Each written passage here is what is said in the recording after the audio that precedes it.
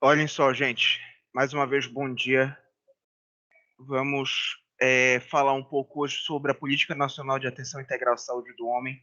Não é uma aula tão longa, extensiva como a gente teve da saúde da mulher, mas tem pontos que a gente precisa falar, né, e recordar sobre isso.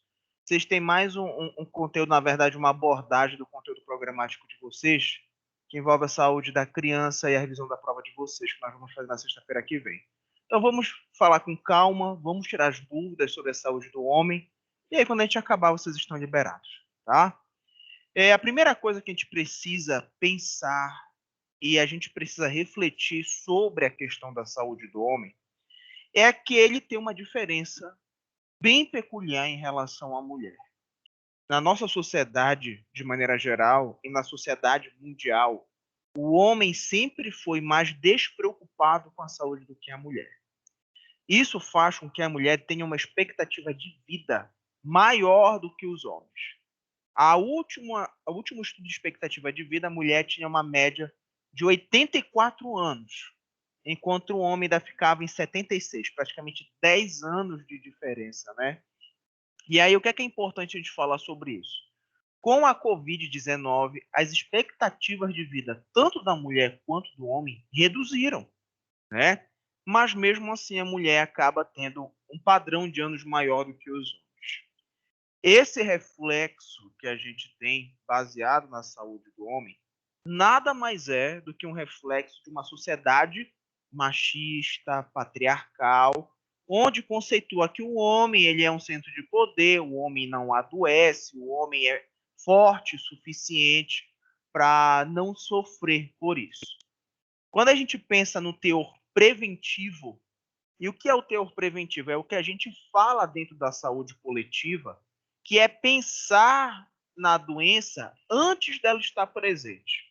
Né? Então, por exemplo, quando você vai ao médico porque você quer realizar atividades preventivas, isso é o simbolismo da saúde coletiva, que é a prevenção.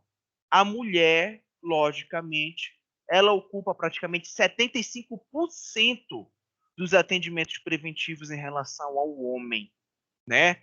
O homem ele vai ao médico quando o braço dele está pendurado, às vezes, quando tem um bicho saindo de dentro dele, aí ele, não, eu vou no médico, né? A mulher não. A mulher às vezes ela sente um incômodo diferente dentro do corpo, vou ao médico, precisa ir ao médico.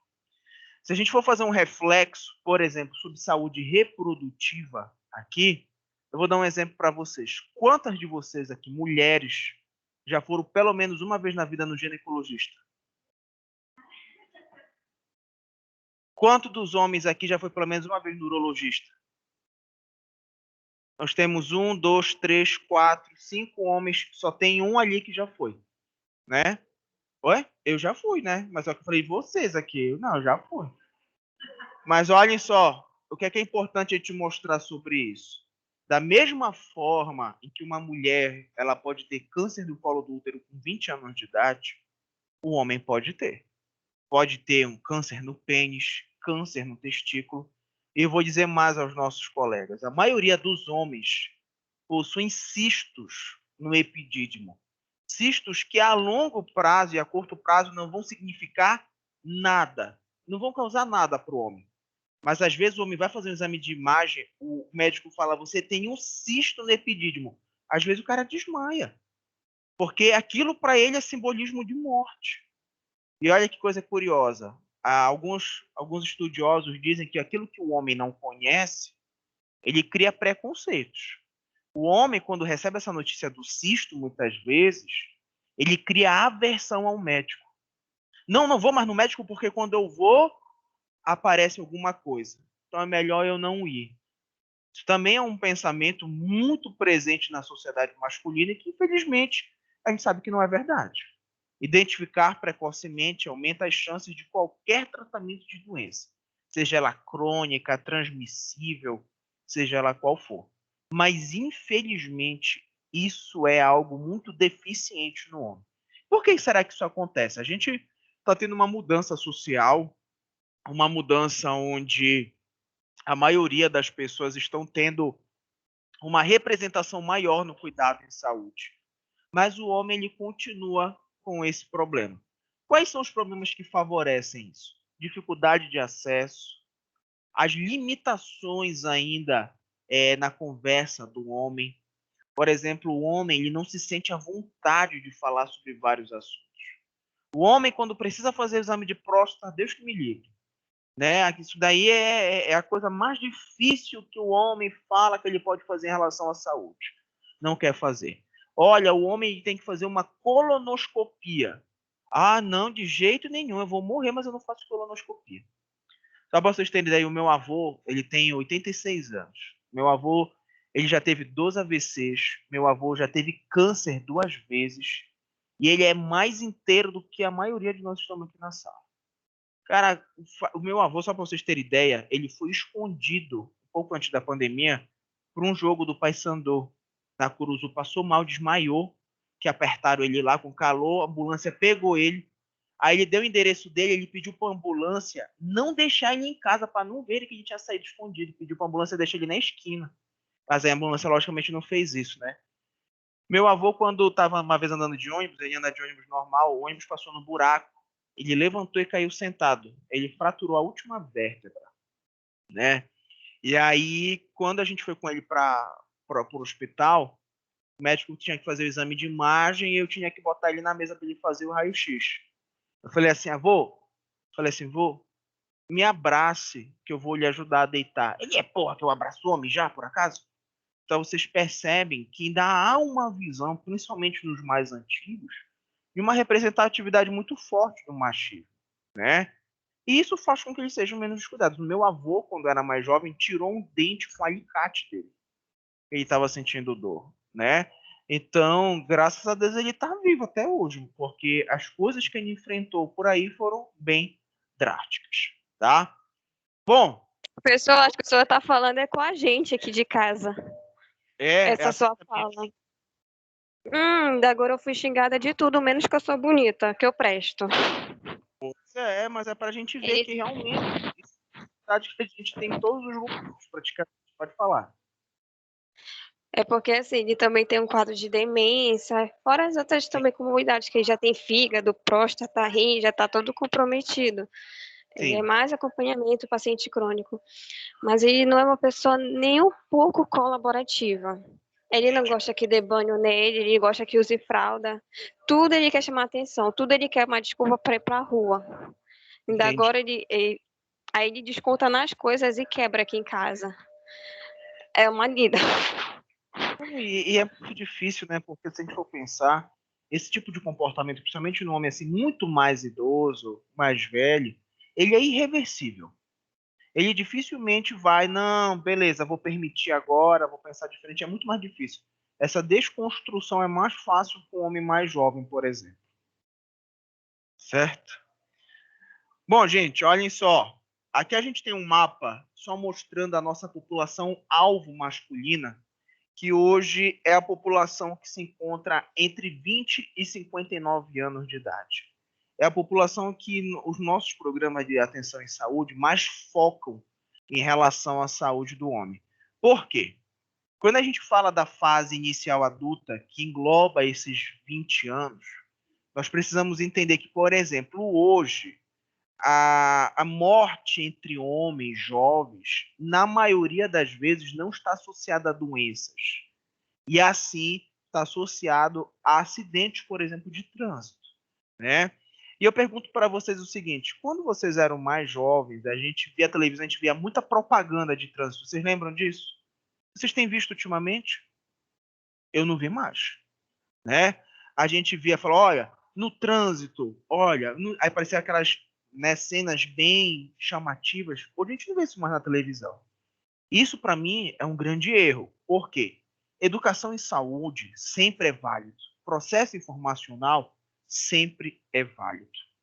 Mas eu pergunto para vocês, como é que a gente pode hoje modificar a percepção de um jovem que tem 20 anos de idade, vai para a festa, bebe, dirige e faz tudo isso?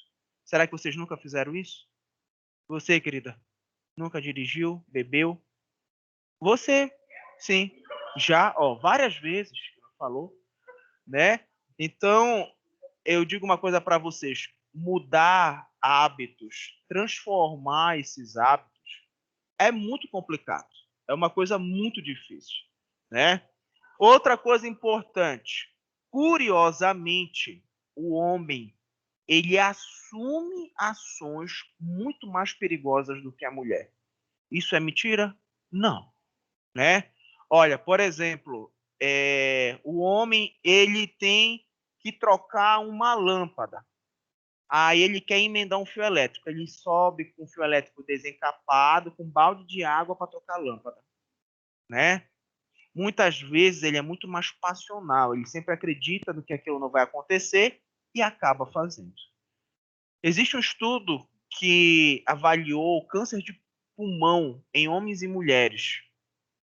Curiosamente, na pesquisa, todos os homens que foram estudados, falaram que eles nunca pensaram que eles iam ter câncer de pulmão. As mulheres que foram estudadas, 60% disse que sabia do risco. Então, vocês percebem como o pensamento ainda é muito assim, não, comigo não vai acontecer isso.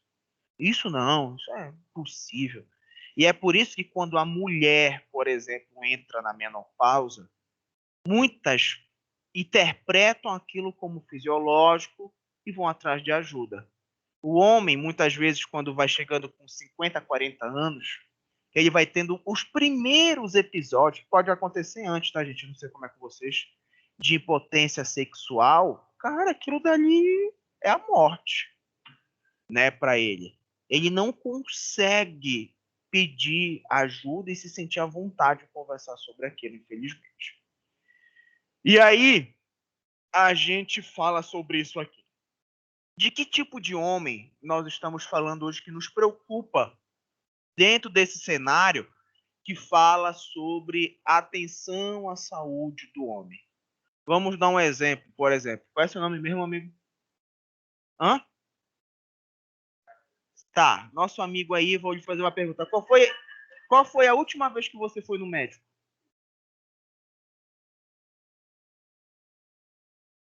Já foi esse ano? Já? Você, meu amigo, qual foi a última vez? Não lembra. Tinha 4 anos de idade, né? Então, o que é que a gente para e percebe assim? Ó, o nosso amigo não é daqui, certo? É lá de Abaetetuba, né? Igarapé-Mirim. Nosso amigo daqui de Belém. Você é de onde, meu amigo? Belém? Qual foi a última vez que você foi no médico?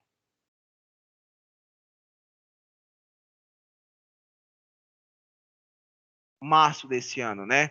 Então, olha só, a gente percebe o quê?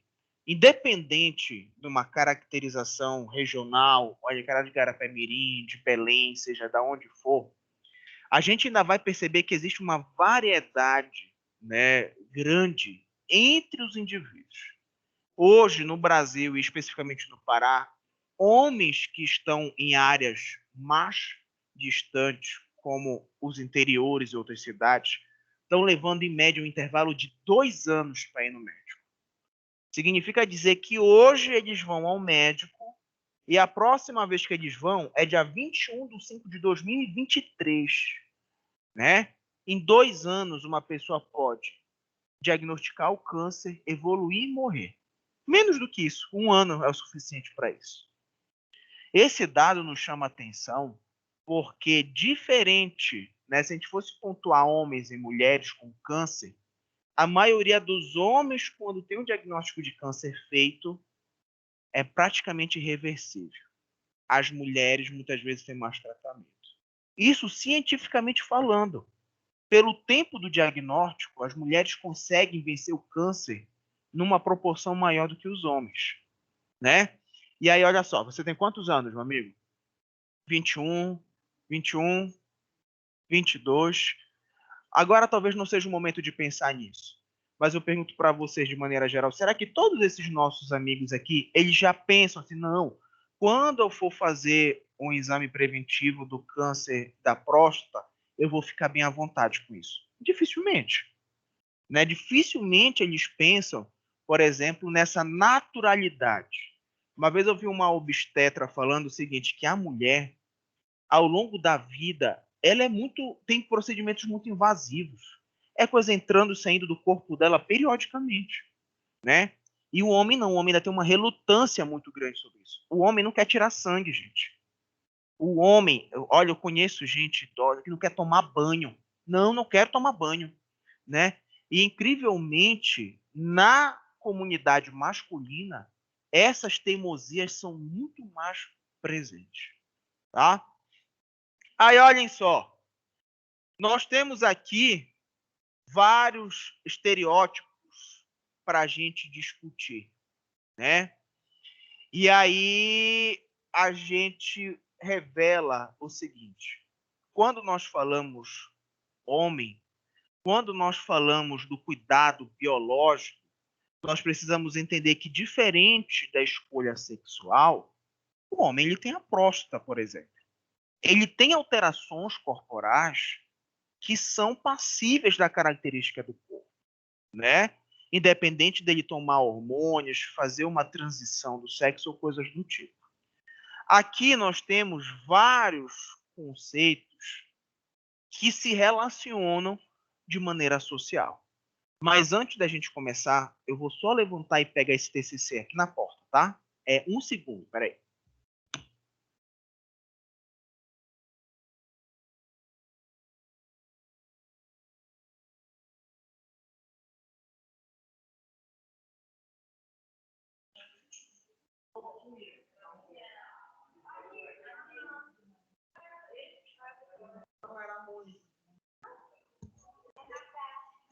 Depois aparece. E aí, olhem só, gente. A gente olha para esses conceitos, né? O homem trabalhador ou nem tanto, esportista nem tanto, com vícios ou nem tanto, gordo ou nem tanto, travesti ou nem tanto. Por que tem todas essas variações? É para a gente entender que hoje a liberdade que nos envolve, ela deve ser democrática, né? Então, vou dar um exemplo muito comum que nos envolveu, provavelmente alguns de vocês acompanharam. Vocês lembram quando no Big Brother o Fiuk colocou aquela roupa e lá o sertanejo falou, tá de vestido, tudo e aquilo causou uma polêmica. Muita gente hoje em dia pode olhar para aquela situação e falar, professor, eu acho isso uma frescura, perda de tempo. Professor, eu acho isso importante. E aí o que é que a gente tem que pontuar sobre isso? É que hoje, depois de muito tempo, o homem ele está podendo ter uma liberdade diferenciada para realizar suas atividades de prazer. Então, por exemplo, por que o homem que pinta o cabelo de rosa, ele tem que ser taxado como homossexual? Meu irmão, eu quero cabelo rosa. E daí? Por que o homem que usa uma roupa que é igual a um vestido, ele tem que ser taxado como doido, como homossexual, como não sei o quê? Então, o que é que acontece? Da mesma forma em que nós precisamos valorizar a livre escolha da mulher, né? E aí a gente cai sobre aquele debate que a gente teve na aula passada, que tem gente que diz o corpo é meu. Se eu não quero ter filho, é uma escolha minha. Se eu quero raspar a cabeça, eu vou raspar a cabeça. Se eu não quero casar, eu não quero casar. E a gente precisa estimular que nós não precisamos ter estereotipos, né? Tipo, não, o homem ele tem que ser escroto, o homem ele não pode fazer isso, o homem não pode vestir isso, não. Porque senão a gente vai ter uma desproporção na balança entre homens e mulheres. A gente não precisa dizer o que é que atrasa essa liberdade, porque nós já sabemos que isso está relacionado ao próprio preconceito, né? Então, por exemplo, às vezes a gente encontra pessoas que, por exemplo, vocês sabem disso. Por exemplo, aqui em Belém tem um caso de um conhecido. Ele era uma pessoa mais próxima do meu pai e da minha mãe. Eu não vou contar nomes, mas ele é um médico, ele é psicólogo também, é um médico que trabalha na Unimed. Ele era casado, tinha uma filha já de uns 20 e poucos anos. Uma bela noite, ele acordou a mulher dele estava dormindo e falou assim: Olha, eu queria conversar com você, diga, eu quero me separar, né? Aí a mulher falou: Tu me acordou para falar isso e tal? Falou: Aí ele falou: Eu estou há anos, décadas, escondendo que eu sou homossexual. A minha família não aceitava e a minha profissão não aceitaria isso. Ele era médico, não sei o que mais. E aí ele não aguentou a pressão. Ele saiu de casa para ir morar com outra pessoa. Então eu digo para vocês o seguinte: esse indivíduo ele perdeu longos anos da vida forçando uma situação habitual. E é claro que essas pressões ocorrem também entre as mulheres. Mas, curiosamente, os homens ainda sofrem um impacto muito maior sobre isso. Então, por exemplo, hoje uma mulher, se ela quiser usar uma camisa de rock, por exemplo, que habitualmente costuma ser uma tendência mais masculina, pô, é legal, tu é roqueira, se alguém chega assim, tu é roqueira, legal, gostei, bacana. Aí eu gosto, bacana. Aí agora, se um rapaz entra com uma camisa da Beyoncé, ai, esse cara aí, pelo amor de Deus, não. Esse cara aí, ele é gay, não sei o quê. Ah, olha, não sei qual é o jeito que ele sente. Então, hoje é muito assim a nossa sociedade. Ela rotula muito as pessoas por determinadas escolhas. Provavelmente, alguns de vocês já envolveram, já presenciaram rotulagens sem saber, às vezes, né?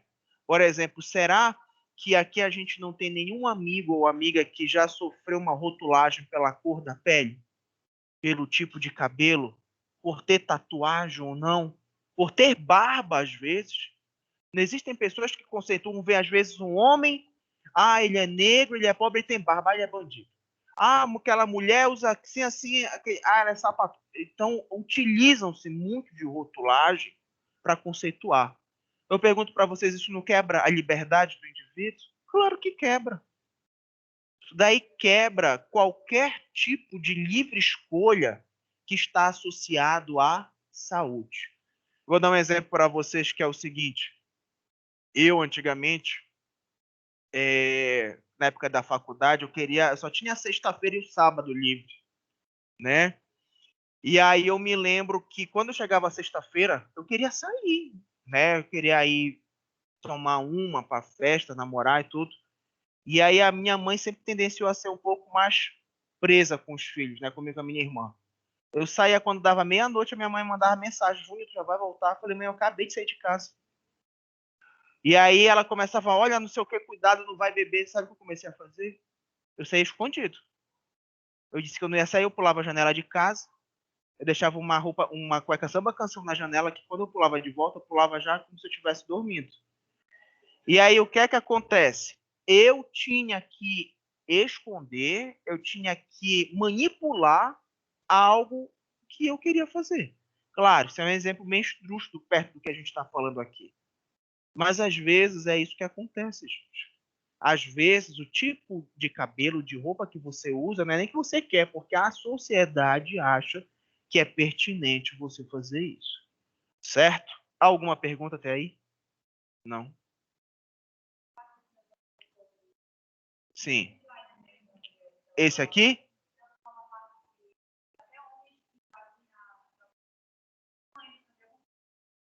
Não, eu tô falando que se fosse, se você tá, a gente está falando o seguinte, não necessariamente da retirada dos órgãos sexuais, mas, por exemplo, travesti ou coisas do tipo, ou a reutilização de algum hormônio, tendo ainda o órgão, a gente precisa, logicamente, que cuidar, certo? E aí, olhem só, o homem, ele acessa o sistema de saúde por meio da atenção especializada, já com o problema de saúde instalado e evoluindo de maneira insatisfatória. Eu já comentei isso com vocês, mas eu vou falar novamente porque agora nós temos mais alunos presentes, né? Gente que não aparece desde o terceiro semestre, que é o seguinte: o estado do Pará é o estado que mais registra os casos de câncer de pênis. E eu comentei com vocês na aula retrasada que o homem evita 95% dos casos de câncer de pênis apenas lavando o pênis. O que é que isso nos reflete a pensar? Que o homem, ele não lava nem o pênis dele todo dia. Ou não lava corretamente. O homem, às vezes, ele vai tomar banho, ele passa shampoo, sabonete, ele acha que quando ele lava que escorre aquela espuma que passa pelo pinto, ele pensa que já lavou, né? Ou tem homem que passa o sabonete rápido, assim, nem segura o pênis, né? Expõe a glande para lavar. Gente, isso daí é educação primária, né? Isso é um processo de educação em saúde primária que tem matado muitas pessoas. Então, gente, olhem só. O que nosso texto quis dizer aqui é que o homem, infelizmente, só procura atenção em saúde quando ele já está com um problema, às vezes, avançado, né? Um problema muito mais desenvolvido. Quais são as consequências para o homem desse retardo na procura? Agravo da morbidade, né? Uma vez eu estava numa estratégia de saúde da família, eu tive a oportunidade de fazer uma visita domiciliar em um senhor que saiu, foi para. Ele saiu do Maranhão, veio trabalhar aqui no Pará e acabou envelhecendo aqui, morava num barraco de madeira. E a gente resolveu visitá-lo. Quando a gente chegou lá, esse senhor era bem pobre, a vizinha preparou para ele, perdão, um miojo no domingo passado para ele comer. Já era terça-feira, o miojo estava em cima da mesa, ele ia comer. Tinha um bicho no miojo. A gente chegou lá e ele ia comer. Esse senhor estava com uma tuberculose avançada. E quando a gente indagava ele sobre a tosse persistente, ele falava assim: Não, eu tenho essa tosse há muito tempo. Claro, tá com tuberculose há muito tempo. Não é nada demais. Ele morreu de tuberculose, né? Então eu digo para vocês, esse pensamento, talvez agora para frente, ele se torne mais passivo porque a gente está tentando modificar a concepção de vocês para a saúde em questão. Outro, maior sofrimento, gente. Para quem aqui já vivenciou um homem, uma mulher que enfrenta o câncer, vocês não sabem quanto isso é triste, é doloroso, né? Hoje a gente enfrenta uma doença muito triste que é a Covid. Eu vou dizer uma coisa para vocês, parece sacanagem, mas não é. Eu juro para vocês que eu fiquei sentido com a morte do Paulo Gustavo. Fiquei triste de verdade porque o cara batalhou o que ele pôde para sobreviver. No mesmo dia que o Paulo Gustavo morreu, o tio da minha esposa morreu também. Viviam em Bragança, todo mundo em Bragança, a tia dela super preocupada, andava com álcool em gel e com máscara. Ele não andava de máscara porque ele achava que não ia pegar nele. Morreu de Covid. Então, isso nada mais é. Aí eu digo. Perdão. E aí isso significa dizer o quê? O indivíduo, quando morre, de maneira biológica, acabou. E quem fica? É que nem o Paulo Gustavo ficou. Morreu, desculpa. E o sofrimento da mãe, do esposo. E a tia da minha esposa, os filhos. Então, eu vou dizer uma coisa para vocês. Pensamento, tô indo. Pensamento, né, que a gente diz individual do homem, ele é um ato de egoísmo. Porque ele favorece o sofrimento das pessoas que mais o amam. Pensem nisso, né? O homem, quando ele deixa de ir ao médico porque ele tem medo de descobrir algo, isso é um pensamento egoísta. Aumenta as chances dele sofrer e exponenciar o seu sofrimento. Tá, gente? Só um minuto que eu vou pegar aqui o trabalho.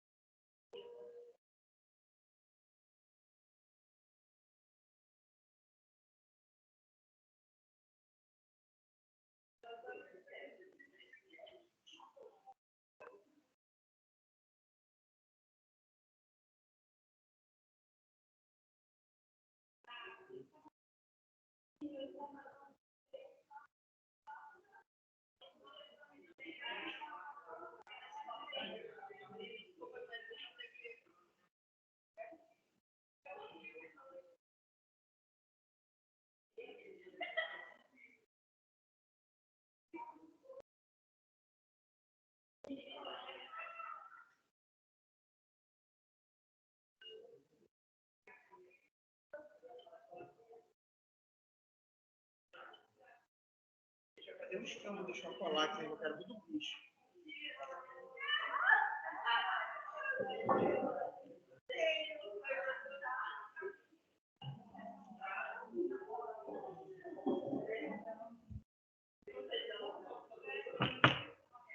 Peraí, gente, rapidinho.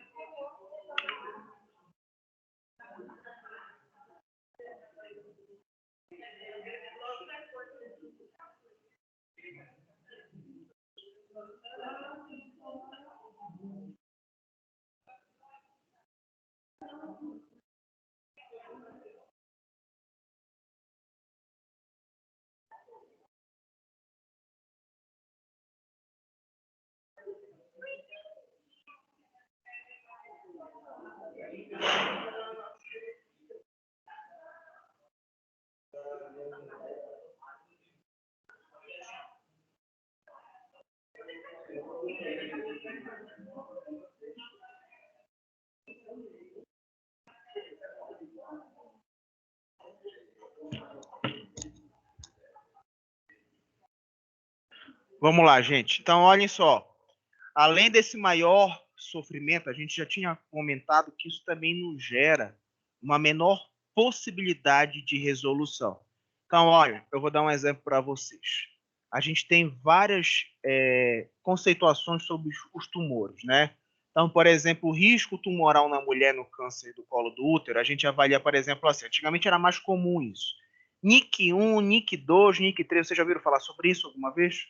Só para vocês terem ideia, um desenvolvimento NIC3 a cada 2 meses sem tratamento inicial aumenta em 15% a dificuldade de tratamento do câncer, né? Então, isso significa dizer que uma mulher em um estado mais avançado de câncer, se ela levar 1 ano para fazer o tratamento, é praticamente irreversível, né? Isso é uma coisa que nos chama muito a atenção, porque 1 ano, quando a gente tinha 8 anos de idade, levava uma vida, né?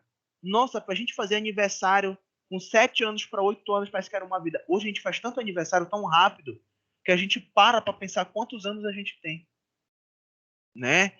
Então, e isso nos mostra como a gente está tendo uma velocidade muito grande, né, do passar, por exemplo, desse período. Outra coisa importante, gente, olhem só, maior ônus para o Sistema Único de Saúde. Isso significa o quê? Maior gasto. Talvez eu tenha comentado com vocês, mas eu vou reafirmar essa informação. É que hoje um idoso, por exemplo, sexo masculino ou feminino, que está internado dentro de uma UTI, custa, em média, para o Estado entre 12 e 14 mil reais por dia. Por dia. Em 10 dias, esse idoso gera 120 mil reais para o governo federal, estadual ou municipal. Quando a gente olha para um indivíduo que está tendo um hábito, seja ele qual for, que leve ele a um adoecimento, e a gente orienta ele e utiliza da educação em saúde, que é o processo mais básico da saúde coletiva, você pode fazer com que esse cara evite de chegar ao hospital e diminua essas possibilidades de gasto. Então, imaginem quantos idosos nós temos hoje no ambiente hospitalar que poderiam ter evitado esse adoecimento. Vocês conhecem aqui algum parente que sofreu de pé diabético? Sim. Quem foi seu parente, sexo masculino ou feminino? Feminino? De vocês? Alguém aí mais falou que tem feminino, feminino? Perfeito. E aí, olha só, vou dar um exemplo para vocês do pé diabético. Pé diabético, ele é uma característica, muitas vezes, que, independente do cuidado, ele muitas vezes aparece, porque a diabetes é uma doença muito agressiva, né, com o nosso corpo. E aí, o que é que acontece? Porém, os grandes resultados do pé diabético estão associados ao cuidado. Curiosamente, as nossas amigas aqui falaram do grupo feminino. E por que será que isso é eventual? Será que isso aconteceu por acaso? Mas olha que coisa interessante, as mulheres muitas vezes passam, né, por esses exemplos de pé diabético, porque às vezes fazem procedimento nas unhas, às vezes usam sapatos mais apertados, né? E os homens, em consequência, são os que mais têm um cuidado específico. Por isso, passam por mais amputações do que as mulheres. E, principalmente, as amputações mais extensivas. Porque nós sabemos que, às vezes, o que é que acontece? O indivíduo vai para tirar o dedo, é só o dedo que ele tira? Ele volta a ser a perna, né? Muitas vezes, infelizmente. Conclusão. Muitas doenças poderiam ser evitadas se os homens procurassem os serviços de saúde com mais regularidade pela porta de entrada do SUS, que é a atenção primária em saúde, estratégia saúde da família. Olha que interessante, gente. Uma vez eu conheci um senhor na unidade básica. A gente às vezes o homem usa muita cueca, calça jeans, o calor, né? Olha o que aconteceu. Ele, pelo calor, pelo uso da roupa, ele desenvolveu uma impinge na virilha. E ele não tinha a coragem de falar nem para a esposa, nem procurar o médico, porque essa impinge era perto do pênis. Ele não queria mostrar a impinge. A impinge cresceu, né? Pegou a bolsa escrotal, não causou nenhum dano severo. Só que a impinge foi descoberta porque já estava descendo pela perna e viram. E ele não queria mostrar. A mulher segurou ele e puxou a calça dele para ver. Aí eu digo uma coisa para vocês, uma coisa simples, gente. Ele, quando foi com a gente, fez a medicação. Em uma semana, esse senhor estava melhor. Ele passou 2 anos com essa impinge no corpo, né? Então, gente, eu digo o seguinte: quando a gente fala do acesso, a porta de entrada do SUS, não é só a gente criar 10 unidades de saúde aqui, por exemplo. Se a gente não muda a concepção das pessoas, não vai ter jeito. Se a gente não mostra que é importante procurar o serviço de saúde, o indivíduo não vai entender como isso é importante. Certo? Olhem só. Quais são os aspectos socioculturais que envolvem a saúde do homem especificamente? Talvez a gente encontre, né, algumas características envolvendo a saúde da mulher, mas no homem a gente sabe que isso é mais presente. Primeiro, tem medo de descobrir doenças. Vou fazer uma pergunta aqui para os homens da sala, aqui os 5 que estão aqui. Vocês têm medo de morrer? Não. Tem medo de morrer? Não. Você lá, meu amigo. E aí? Tem? Tem, meu amigo. Ó, aqui é só macho escroto. Ninguém tem medo de morrer, né? Aí, fura o dedo no prego, qual é a primeira coisa que fala? Não deixa eu morrer, por favor. Né? Não, brincadeiras à parte, mas o medo da morte, ele costuma não ser tão grandioso quanto o medo do sofrimento da doença. Se eu fosse perguntar para a maioria de vocês, rapidinho, fosse perguntar na maioria de vocês assim, gente, quem tem medo de ficar velho? Que não, você não tem de ficar velho. Tem medo de morrer? Também não tem. Eu tenho medo de sofrer. Eu tenho medo de ser um idoso dependente. Então, a maioria do medo do ser humano envolve o adoecimento, envolve o enfrentamento da doença. Gente, se esse é o maior medo de todos vocês, por que não agir preventivamente? Eu faço check-up anual. Eu vou com tudo que é médico, gastro, urologista, pneumo. Eu faço exame de sangue, raio-x, o que eu puder fazer, eu realizo. Graças a Deus, eu nunca tive nenhuma surpresa. Mas eu digo para vocês o quê? É todo mundo que tem essa sorte? Infelizmente não, né? Pera aí, gente, rapidinho.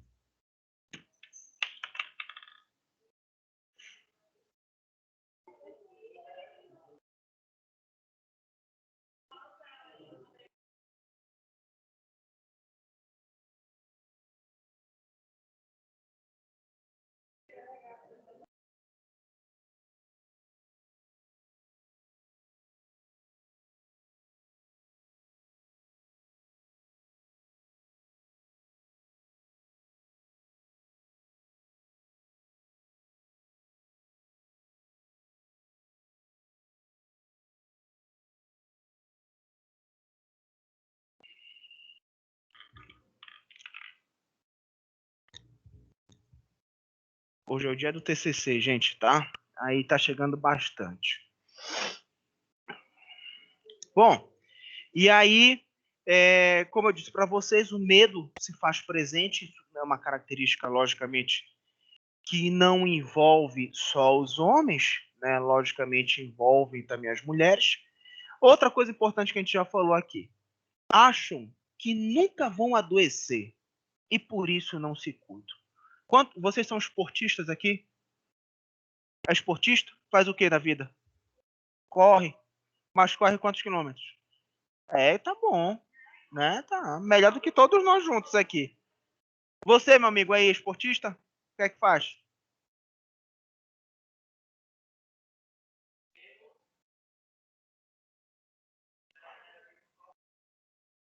Entendi. O esporte era bom, o time que não era muito, né? Tá certo. Você, meu amigo, esportista? Vocês aqui também? Eu digo para você, gente, quando a gente fala, por exemplo, da Covid, isso faz diferença? Quantos atletas aí a gente teve que morreram de Covid, né? Quantos enfrentaram por isso? Vou dizer uma coisa para vocês. Essa limitação, esse entendimento de que eu sou magro, eu não vou adoecer, eu corro, eu não vou adoecer, eu não como tal coisa, eu vou adoecer, eu não vou adoecer. Até o pensamento, gente, desculpe falar dessa forma, mas tem gente até que pensa da seguinte forma: não, eu sou da igreja, eu não vou adoecer. Infelizmente, gente, isso é uma vertente que não é real. Olhem só, outra coisa importante. Não procuram os serviços de saúde e não seguem os tratamentos recomendados. Sabe o que acontece, gente? O homem, às vezes, ele está com uma dor aqui na mão, vamos imaginar. Uma dor que o limita até de angularizar a mão. O médico diz para ele, olha, você tem que fazer um tratamento por 20 dias tomando a medicação.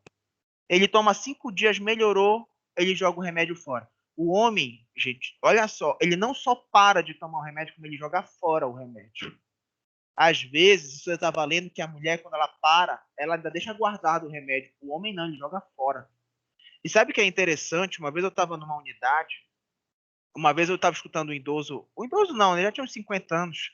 Ele falou que ele jogou fora o remédio que era para a mulher dele não forçar ele a tomar. Só para vocês verem o nível da teimosia que atinge, né? Outro, estão mais expostos aos acidentes de trânsito de trabalho, nós já falamos sobre isso. Só para vocês terem ideia, hoje no Brasil, de todos os acidentes de trabalho que envolvem a população de maneira geral, quase 90% são com homens, tá? Eu não sei, vocês já tiveram a oportunidade de ver alguém que sofreu um acidente ocupacional aqui? Alguma vez? Eu sou enfermeiro do trabalho, já vi alguns acidentes aqui. E aí, o que é que a gente vê muitas vezes? Às vezes o indivíduo ele é orientado a não usar roupa muito folgada. Uma vez eu vi um acidente de uma espécie de uma hélice que puxou a roupa do indivíduo, ele se apoiou na lâmina com a mão. A lâmina tirou assim esse pedaço aqui da mão dele, assim, né? Um acidente gravíssimo. Poderia ser evitado por orientação. Há alguns anos atrás, eu não sei se vocês lembram disso, ali na esquina da Humaitá com a Pedro Miranda, tinha um homem que tirava caldo de cana. Uma vez ele estava lá, passou uma mulher, desceu do ônibus, ele estava mexendo com a mulher, errou a cana, acertou a mão no negócio. Isso passou até no jornal, o corpo de bombeiros foi para lá, passou um tempão lá. Como foi, amigo? Lembra desse caso? Lembra desse caso? Não? Pois é, então, tipo, isso daí mostram como, às vezes, também, né, no próprio meio de trabalho, o homem, habitualmente, ele é muito descuidado, tá? Outra coisa que a gente precisa também falar a respeito é o seguinte, isso aqui já não é mais tão comum, que é o que a gente chama da utilização de álcool e outras drogas em maior quantidade. Quem é que mais consome álcool hoje no Brasil, gente? É homem ou é mulher? Não, tirando a média, assim, vamos pensar. Ó, o que é que acontece? Hoje no Brasil, a mulher é a que mais consome bebida alcoólica. né? Isso há pouco tempo atrás não acontecia, né? Nós tínhamos uma projeção onde o homem consumia praticamente, ele era 95% do indivíduo que consumia álcool, né? Hoje em dia não. Agora tem uma outra coisa importante para a gente falar. O homem representa o maior grupo de usuários de drogas ilícitas, né? Então, se a gente for falar sobre usuário de heroína, de crack, hoje o homem ele é o maior usuário que nós temos. E aí a gente cai sobre uma pergunta importante. Pensem agora, aqui em Belém do Pará, ou no Pará como um todo, quais são os programas de saúde pública, da saúde coletiva, que vocês conhecem, que abordam os usuários de drogas? Vocês conhecem algum? Ninguém conhece nenhum? Eu também não conheço. O que é que isso reflete para a gente? A fragilidade que ainda existe com esse público, tá? Olha, outra coisa. Estão envolvidos na maioria das situações de violência. O que é que impulsiona o homem a ser mais violento, gente? Tem várias coisas, mas se tem uma. Álcool. O álcool. Vocês já viram o homem quando ele faz o consumo em excesso do álcool? Ele acha que ele é o homem mais forte da festa e ele acha que ele é o homem mais bonito da festa. Né? Ele acha que todo mundo quer ficar com ele, empurram ele, ele quer dar soco, aí ele leva o soco, desmaia, acontece aquelas coisas que habitualmente a gente já viu. Né? E outra coisa que está acontecendo que é um grande problema. Antigamente, gente, quando a gente estudava, a gente brigava com um colega, depois de 1 hora a gente estava lá jogando bola, pedia desculpa, estava tudo bem. Hoje o cara mata logo. Está sob efeito de droga, de álcool, se estressa, acha que ele é o bambambam, bam, bam, brigou, ele mata logo. Né? Então, os atos violentos hoje na sociedade, eles estão muito mais expressivos. Eles são muito mais diretos. Tá? E, por último, não pratico atividade física com regularidade. Isso é em comparação ao grupo feminino. Tá? As mulheres costumam ter uma maior destreza e uma maior disponibilidade para exercer essa atividade física habitual. Mas olha que coisa curiosa. Aqui, das mulheres aqui, vocês fazem atividade física aqui na sala de aula? Você faz o quê? Academia e caminhada. A minha mãe faz academia, mas a minha mãe só vai para academia para conversar. Ela fica apoiada lá no aparelho, uma vez eu fui ver, fica batendo papo, um monte de amiga lá e não faz nada no mais. Olha, detalhe, minha mãe, ela vai de batom e o cabelo arrumado, ela volta do mesmo jeito. E aí, toda semana tem aniversário de alguém, ela faz bolo, leva doce para lá. Aí não adianta muito, né? E aí, o que é que acontece? Em relação a esse reflexo que envolve, por exemplo, a atividade física com regularidade, eu vou dar um exemplo para vocês que é o seguinte. Vocês, por acaso, já ouviram alguma vez ou já leram que 15 minutos de atividade física por dia já ajuda no organismo do indivíduo? Provavelmente já, né? Agora eu vou fazer uma pergunta para vocês. 15 minutos ajuda o organismo da pessoa. Agora, se todo dia eu faço 15 minutos de caminhada e todo dia eu como 3 hambúrgueres do McDonald's, faz diferença? Faz diferença? Eu acho que não faz diferença, né? E aí, ao contrário, né? Vai te dar mais fome depois para ingerir. Mas, ó, tá. A gente vai pensando dessa forma. Mas, olha, por que eu quero dizer para vocês o seguinte? Atividade física, ela é aquela que, claro, atividade física, quando feita de maneira correta, ela é saudável.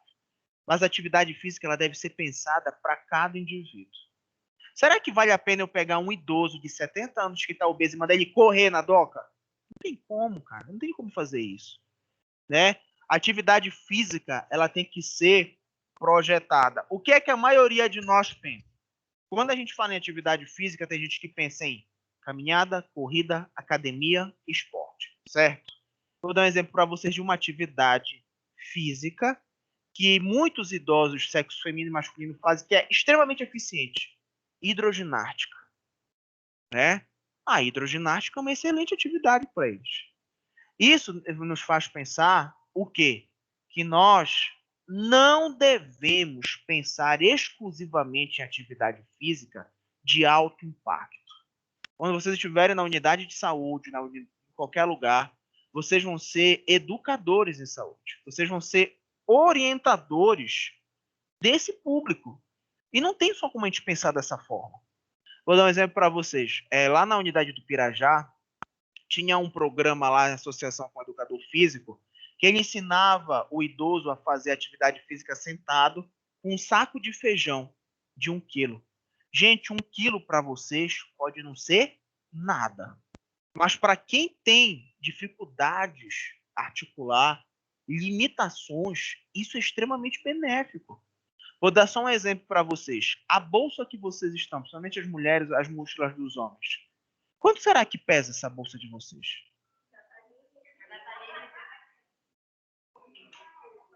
Uns 2 quilos, talvez. Acho que nem 2 quilos dá. Né? Uns 2 quilos, mais ou menos. Eu vou dar um exemplo para vocês. Vocês têm o hábito de carregar a mochila só de um lado, ou a bolsa só de um lado? Se vocês forem olhar no espelho, né, com atenção, não só tá torta, mas um lado do corpo de vocês muscular está mais desenvolvido. O homem, ele fica com esse músculo trapezoide mais desenvolvido de um lado do que o do outro. O cara tá carregando 1 a 2 quilos por dia, né? E aí vocês pensam que 1 quilo não faz a diferença. Olha, querida, mostra lá o muque que você mostrou. Não? Ó, a menina fez lá. Tá crescendo ainda, né? Tá certo, tá crescendo ainda. Então, é para a gente perceber que a atividade física, mesmo que pequena, ela é suficiente. E, gente, para a gente fazer atividade física, a gente precisa sair de casa.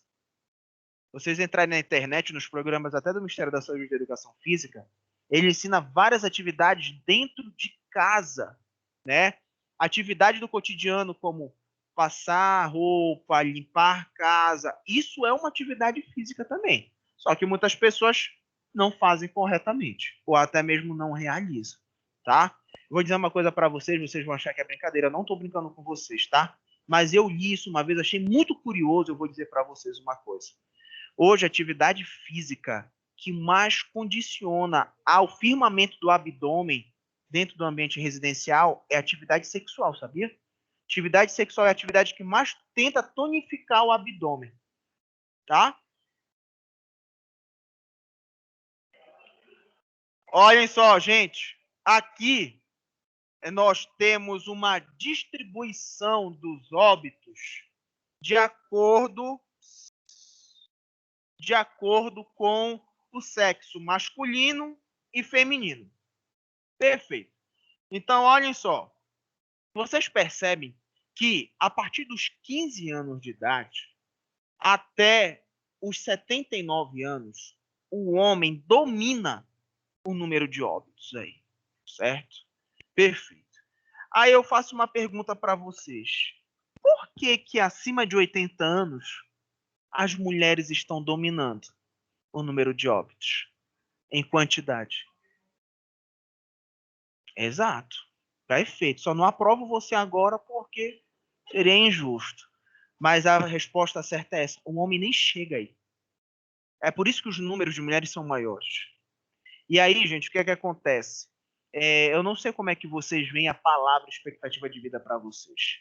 Mas eu, por exemplo, se eu puder morrer o mais longe possível para conviver saudável com os meus filhos, netos, esposa, eu gostaria disso. Só que eu, Adilson, vou dizer uma coisa para vocês. Eu agora não faço por onde. Eu não sou preocupado com a minha alimentação. Eu voltei a fazer atividade física agora. Será que vocês são preocupados agora, nesse momento? Né? Será que existe essa concepção com todos nós?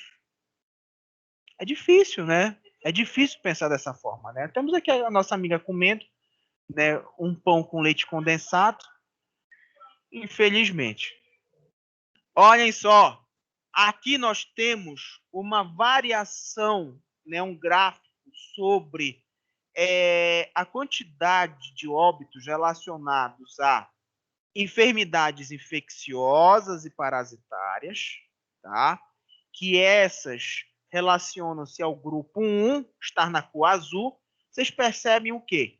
Que essa tendência de morte por doenças infecciosas ela vai diminuindo com o passar dos anos. Já o grupo 2, que são as enfermidades não transmissíveis, que a gente fala de doenças crônicas como o câncer, a demência, a esquizofrenia, entre outros problemas mentais, ela está crescendo. Foi o gráfico que mais cresceu.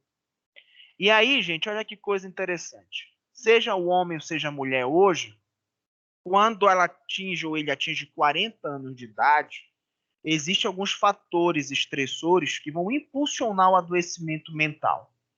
O que será que hoje adoece o homem mentalmente? Vamos pensar no homem. O que é que adoece ele mentalmente hoje? O que é que vocês acham? Vou dar um exemplo para vocês. A mulher hoje em dia, às vezes ela tem medo de andar pela rua, do assédio. Isso é um fator exclusivo da mulher. E o que será que pode ser um fator exclusivo do homem para adoecimento mental? Não, mas mulher leva chifre também, diga.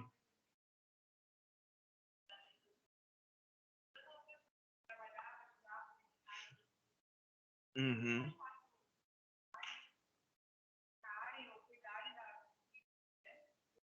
Certo. Perfeito. É um bom exemplo também para a gente pensar. Agora, brincadeiras à parte, o que a nossa amiga, não sei quem foi que falou sobre, por exemplo, a traição e tudo mais, isso também é uma coisa que o homem, ele se sente muito mais afetado, muitas vezes, por simples palavras, né? Ontem eu vi no Facebook uma figurinha, o pessoal tava brincando lá, que o homem tava jogando na cara da mulher, falou, tu não presta, eu fiquei com a tua irmã, com a tua prima, com a tua amiga, e não sei o quê. Aí a mulher falou só assim na mensagem, sabe teu amigo fulano, fiquei com ele. Ah, acabou pra ele. Não acredito que tu me traiu, não sei o quê e tal. Mas tem outras coisas importantes que estão acontecendo. E isso é importante a gente falar, não é brincadeira. Nos últimos 4 anos, aumentou em 20%, ou seja, um quinto, o número de homens que têm relatado problemas de impotência sexual, né? Isso é uma coisa que a gente precisa falar, porque quando eu falei com vocês, vocês vão falar sobre isso nas unidades de saúde. E aí a gente cai sobre uma pergunta agora importante. Por que será que aumentou os números de impotência sexual, gente? Por quê? Hum? Ninguém chuta nada?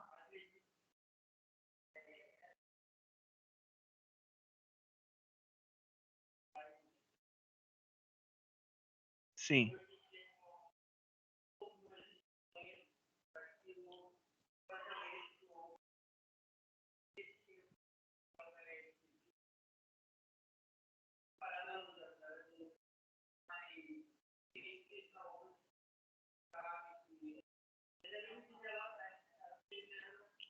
Omissos, né? É.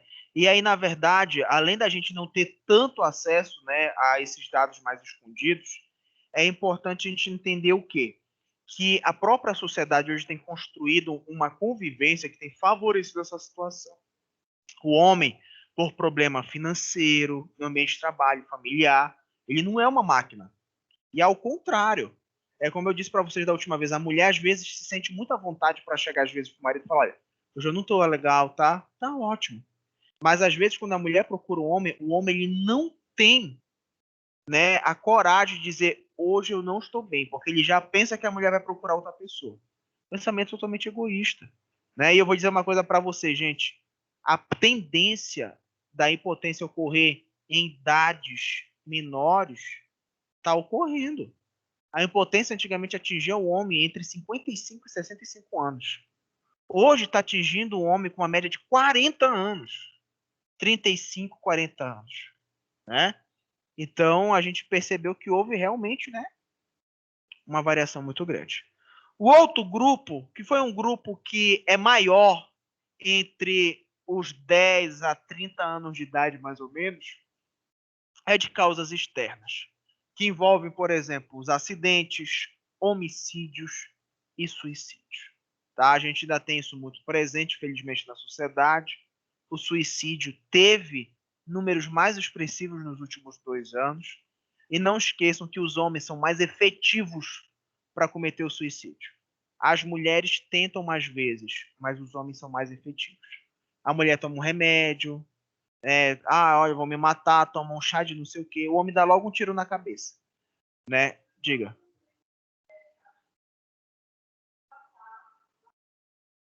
Aham. Sim.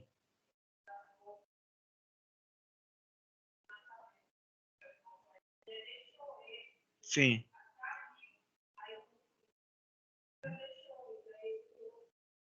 Esse caso não foi aquele que passou na televisão? Foi, eu vi. E aí, o que é que acontece? Falar da situação do suicídio, do adoecimento mental, também é uma prática em saúde vista ainda de maneira muito, de um retrocesso muito grande. Por quê? Hoje, se vocês forem pensar, a maioria das pessoas que pensa em psicólogo, psiquiatra, pensa só que isso é para doido. Eu não vou psicólogo, para quê? Eu não sou doido. Eu vou dizer uma coisa para vocês. Uma vez eu vi um profissional falando algo que eu achei muito interessante. Ele falou o seguinte: todo indivíduo deveria procurar um psicólogo, porque ele nos ajuda a nos auto-entender. Isso é muito interessante, é forte falar sobre isso. E isso é importante, gente, porque o indivíduo ele luta consigo mesmo contra vários fantasmas. Ele tem várias preocupações e várias indagações que ele precisa, de alguma forma, saber trabalhar. Tem gente hoje em dia aqui nessa sala que pode enfrentar problemas desde a infância. Aceitação da mãe, aceitação do pai, abandono da mãe, abandono do pai, e acha que o tempo vai curar. Vai ter 50 anos e vai pensar nisso. Infelizmente. Gente, só pegar aqui o trabalho, peraí.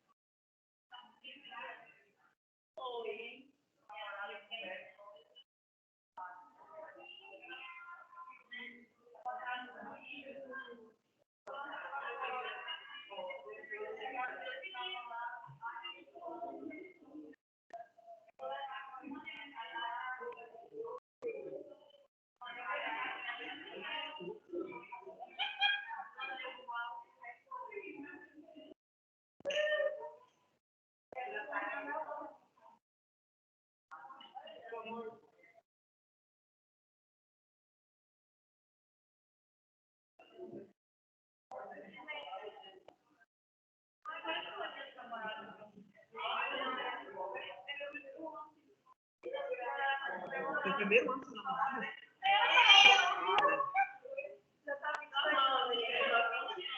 Coitada, gente. Vamos lá, gente. Olha, daqui a pouquinho a gente para beber uma água, tá? Pera aí. Olhem só, vamos continuar aqui, tá, colega? Daqui a pouco a gente toma uma água, rapidinho. Daqui a pouco ela toma.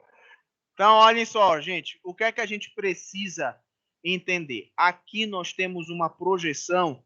Isso é importante por quê? Porque o conhecimento epidemiológico, ele nos ajuda no teor investigativo, né? Só um minuto, rapidinho. E aí, o que é que acontece?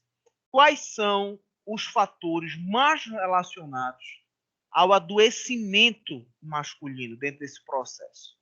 Primeiro deles são as causas externas de morbidade e mortalidade, já sabemos disso.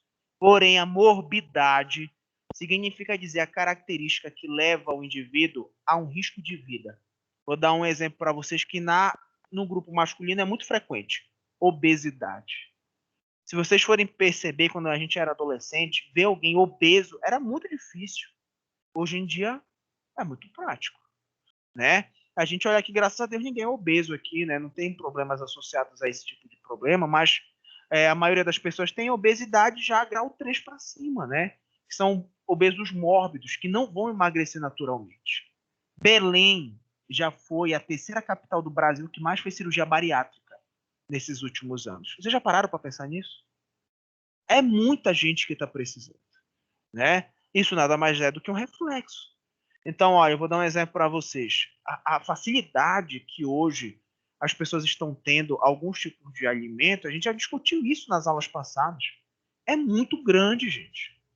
Né? A gente está se viciando, literalmente, em alguns alimentos X. Coca-Cola. Tem gente que vai morrer tomando Coca-Cola, não vai parar de tomar Coca. Né? Empada. Pô, vocês estão com fome. Não tem gente até que vende empada aqui? É fogo. Né? Aí, olha, antigamente, pessoal, antigamente um amigo trazia assim, olha, fulano, eu teve aniversário do meu filho, eu trouxe um pedaço de bolo, né? A gente ganhava alguma coisa, às vezes, por causa disso. Hoje a amiga chega com um saco de bicho. Ó, trouxe aqui. E pronto, né? Outra coisa comum são as neoplasias, né? É só lembrando a vocês, né, que o câncer de pele, o câncer de pulmão e o câncer de pênis é o que mais atinge o homem hoje no estado do Pará, né? Por que a gente tem alto índice de câncer de pele, gente? A gente sai aí, só falta cozinhar, gente, esse sol. E outra coisa, independente da área que você mora no Brasil ou no mundo, os dermatologistas orientam o uso de protetor solar diariamente. Gente, quem faz isso aqui? A última vez que eu usei protetor solar, acho que eu tinha uns 15 anos de idade, na praia, né? É muito difícil a gente encontrar alguém que passa protetor solar todo dia e que repõe o protetor quando acha que é necessário, né? Aí, né, já é complicado, né? E aí, olhem só, outra característica importante são as doenças do aparelho respiratório. São muito mais comuns nos homens, né? Às vezes associado ao fato do tabagismo. Os homens hoje ainda usam o tabaco mais do que as mulheres, né? E os homens, por causa de alguns setores produtivos no ambiente de trabalho, estão mais expostos a riscos respiratórios do que as mulheres. Vou dar um exemplo para vocês. É normal a gente ver uma mulher trabalhando na construção civil? Não é comum, né? A gente existe, mas não é comum. O homem habitualmente trabalha na construção civil, ele parte um saco de cimento, dá aquela respirada lá, vai acumulando elementos no pulmão, literalmente está virando, né? Está sendo concretado o pulmão do indivíduo. Isso a longo prazo causa, né, uma involução da dilatação do pulmão, isso diminui a capacidade respiratória, né? E, gente, isso daí a longo prazo, problema respiratório, gástrico a longo prazo, delimita muito o indivíduo. Vou dar um exemplo para vocês. Um dos cânceres mais agressivos e que mais limitam o indivíduo na vida é o câncer de pâncreas. Tá? Se você vê uma pessoa que passa por um câncer, é extremamente triste. Vou dar um exemplo para vocês. O Steve Jobs, se eu não me engano, morreu de câncer de pâncreas. O Patrick Swayze, que é aquele que dança, aquele Just Dance, aquela famosa música que era o ícone, morreu de câncer de pâncreas. Né? Então são mortes ainda muito expressivas. Outros são as doenças do aparelho circulatório. Por que será que o homem morre mais do aparelho circulatório? E, gente, eu não sei vocês, né? Porque eu não conheço vocês aqui. Mas eu vou dar um exemplo. Se a gente fizesse um churrasco hoje aqui, será que as mulheres iam comer mais do que os homens? Não, né? O que é que acontece? O homem, por uma questão anatômica que está relacionada ao tamanho dele, ele costuma ter o estômago cerca de 10% maior do que o da mulher. Isso faz com que o homem tenha uma maior projeção, não é uma regra geral, mas uma maior projeção para guardar alimento. Então, meu amigo, o cara às vezes come outra coisa. O homem tem o hábito de comer comida mais quente do que a mulher e com mais pimenta do que a mulher. Isso tudo interfere no fator gástrico e no fator cardíaco. Vou dar um exemplo aqui. As mulheres, vocês gostam de comer picanha com gordura ou sem gordura? Vocês conseguem comer só a gordura da picanha? Então esquece o exemplo. Esquece o exemplo que todo mundo aqui é muito fominha já, não dá certo. Né? Mas olha, eu vou dar um exemplo para vocês. O homem tem uma tendência, às vezes, a ter uma dieta muito mais calórica. Vou dar um exemplo, por exemplo, que aconteceu ontem em casa. Né? A minha esposa estava a fim de comer algo leve. Ela falou, eu queria comer uma salada, não sei o quê, pedir uma salada em tal lugar. Eu fiz farofa de charque para mim, meu jantar. Né? Enquanto às vezes ela quer comer algo do tipo, eu quero comer um sanduíche. Então, habitualmente, o homem ainda sobrecarrega esse sistema de uma maneira muito mais drástica, tá? Gente, vamos lá beber a água de vocês. A gente volta daqui a 5 minutos, tá?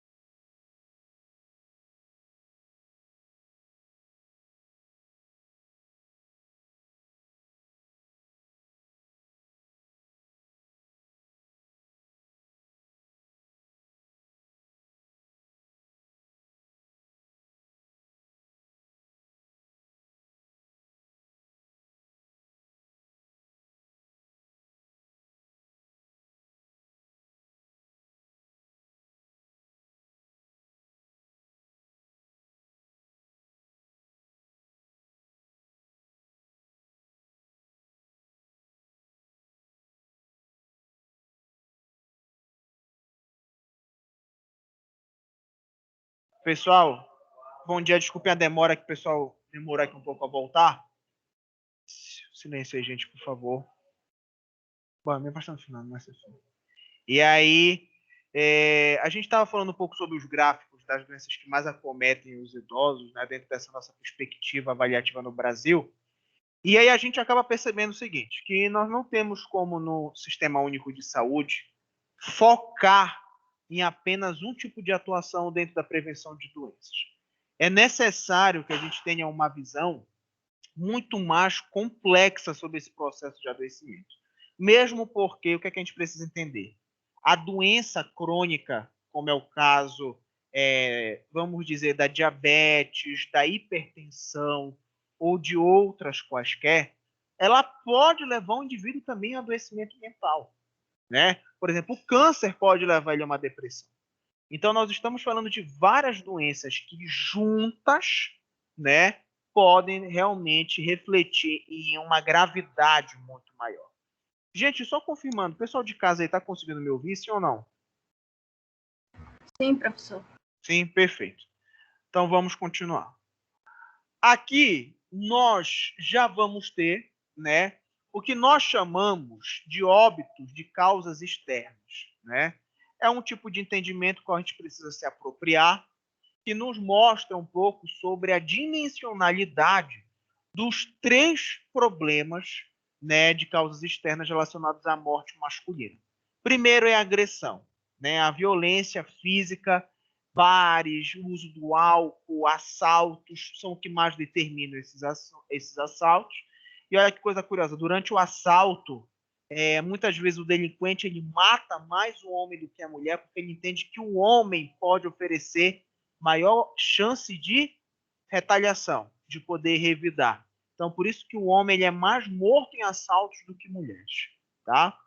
Acidentes de transporte, tá?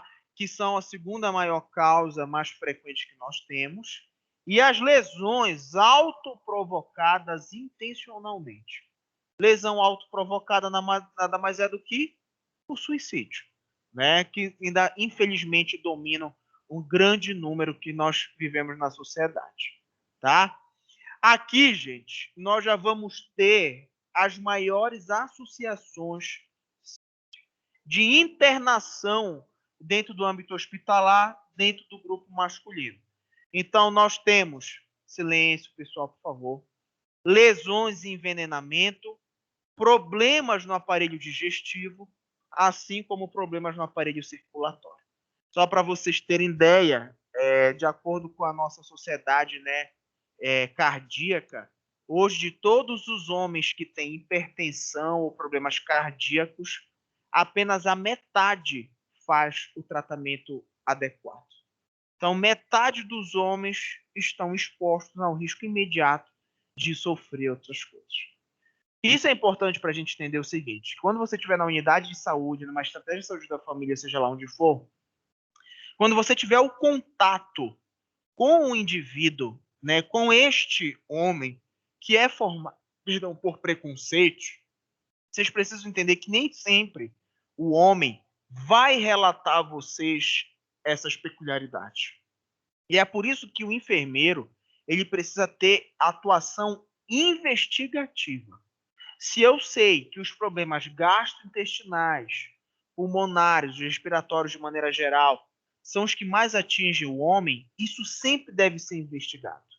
Chegar para o homem, por exemplo, amigão, você já fumou?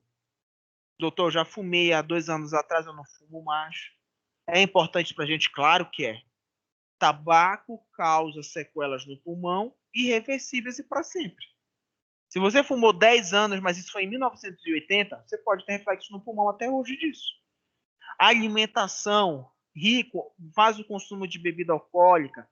Tem que procurar ver a verdade. Eu já disse para vocês, não existe mais esse negócio de você bebe, bebo socialmente. Não existe história de bebo socialmente, né?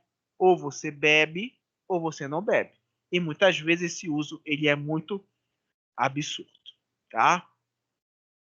Aqui, gente, nós temos só uma probabilidade de ações de violência, mas isso não vale a pena para a gente agora. Só espera aí uns 50 minutos, tá? Bom, e aí nós caímos sobre o que nós estamos discutindo agora, que é a política nacional de atenção integral à saúde do homem, que é o que nós vamos discutir na disciplina. Ela é a portaria número 1944, de 27 de agosto de 2009. E qual é a diretriz dessa política?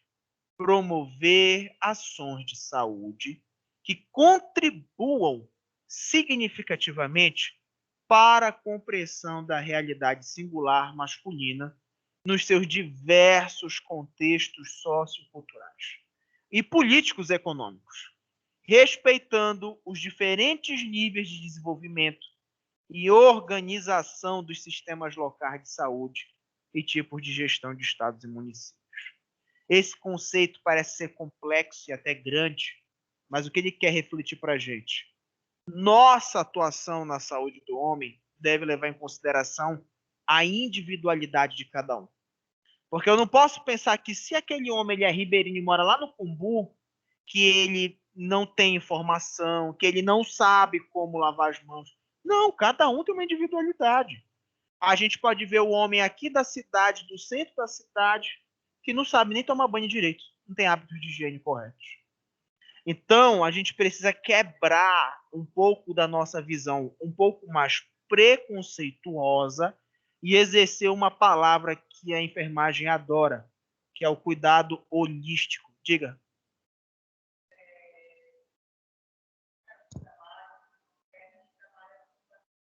Certo.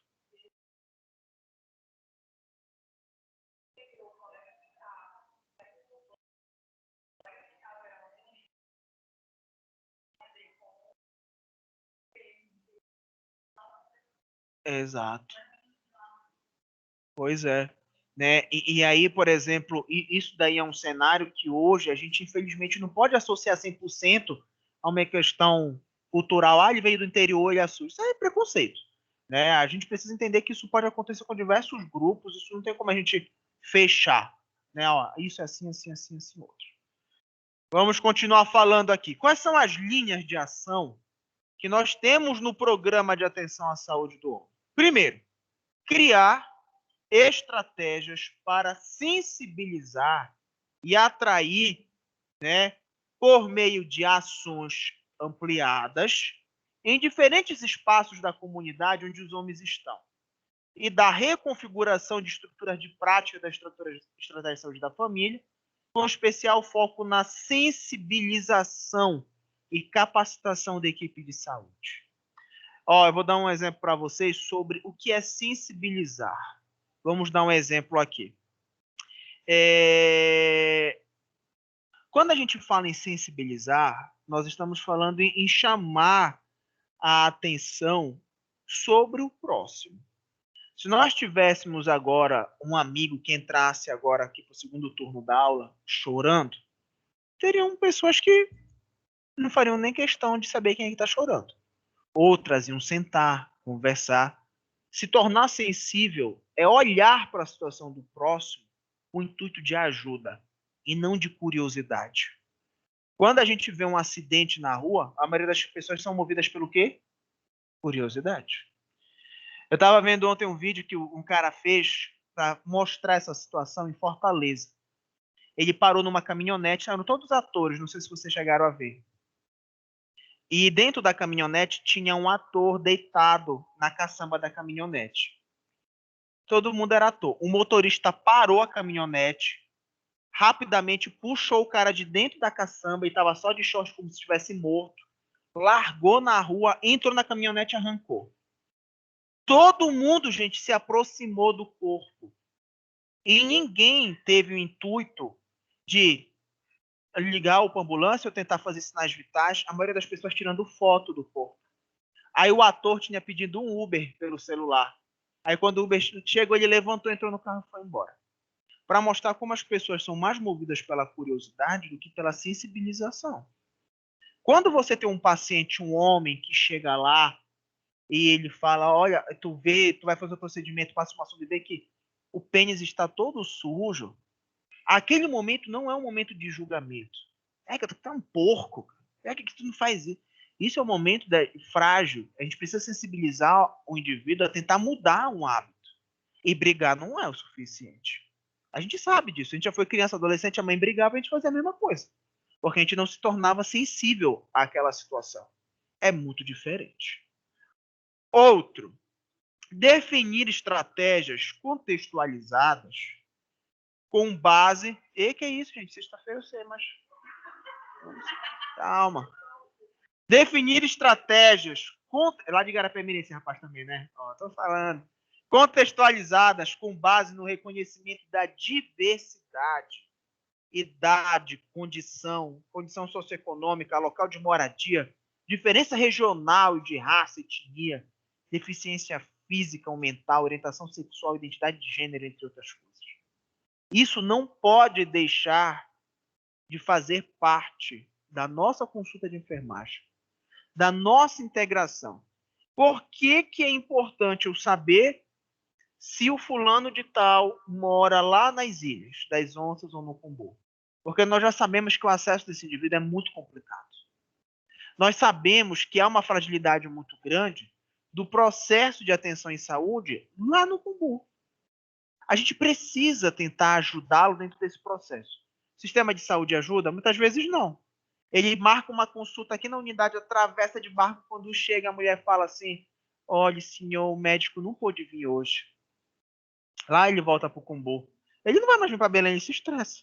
O meu pai se estressa porque ele marca um médico 8 horas, ele é atendido 8h40. Ele diz para minha mãe que ele não quer mais ir para o médico, por causa de um atraso de 40 minutos. Ah, professor, mas o seu pai, porra, também o cara é fogo, né? Quer esperar 40 minutos. Peculiaridade, condição. O meu pai não quer esperar porque ele tem que trabalhar, né? Então, é isso que eu digo para vocês. Antes da gente definir o nosso cliente, que é o nosso usuário, nós precisamos entender pelo que ele passa. Entender a situação que ele passa. Eu conheci família, gente, na minha profissão, que as famílias dividiam a mesma escova de dente, porque elas não tinham dinheiro para comprar outra escova. Aí tu acha a boca para dizer, olha que gente porca. É muito complicado. É por isso que o julgamento ele tem que deixar de ser presente e a gente criar o que nós chamamos de sensibilização. Tá? Desenvolver campanhas sobre a importância dos homens cuidarem da saúde, tendo como público-alvo homens, mulheres, profissionais da saúde, coisas do tipo. Vou dar um exemplo para vocês, uma coisa natural. Mulher, às vezes, quando está grávida, sente muita náusea no primeiro trimestre, enjoo. Uma coisa natural que ajuda a evitar enjoo em homens e mulheres, sabe o que é? Água com limão, né? E existe uma outra coisa super curiosa que eu acho que nenhum de vocês sabiam disso. Biscoito de polvilho. Vocês sabiam disso? Sabia? Ó, a nossa colega sabia. Biscoito de polvilho ajuda. As pessoas hoje, gente, vocês acham que elas vão espremer um limão na água ou vão preferir tomar um Dramin? A gente precisa mudar isso, gente. A gente precisa sensibilizar o indivíduo para ter uma intervenção menos farmacológica possível. A gente sabe que o remédio vicia e nós sabemos que o remédio não tem apenas resultados benéficos ao corpo, tá? Incluir os homens como sujeitos nos programas de saúde. Ele é o sujeito do seu autocuidado. Vou fazer uma pergunta para vocês. Vocês não precisam ter vergonha de responder, tá, gente? Vocês mulheres aqui, vocês sabem fazer o autoexame das mamas? Sim, acho que a maioria sabe, né? E aí, eu vou dar outro exemplo. Vocês, homens, vocês já tocaram o peito de vocês alguma vez para ver se tem algum nódulo no seio? Não? No peito? Já? Né? A maioria aqui, no caso dessa sala, já tentou identificar. Isso não é uma realidade, gente. A gente sabe disso. Quando a gente fala do homem ser o sujeito dos programas de saúde, é que ele tem a individualidade e a autonomia de identificar o que é importante nele, né? Por exemplo, vocês já tocaram, desculpa a pergunta, sei que é um pouco invasiva, mas será que todos os homens aqui já tocaram o texto